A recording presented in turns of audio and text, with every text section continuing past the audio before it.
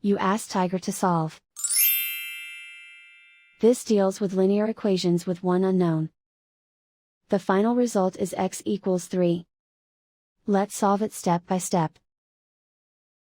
Group all x terms on the left side of the equation. Subtract 2x from both sides. Group like terms. Simplify the arithmetic. Group like terms.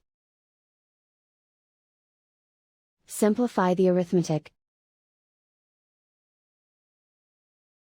Group all constants on the right side of the equation. Add 7 to both sides.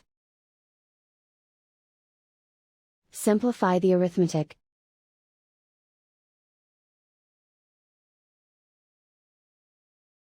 Isolate the x.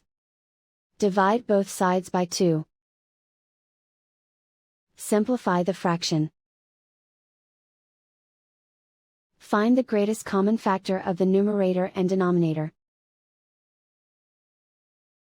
Factor out and cancel the greatest common factor. And so the final result is x equals 3.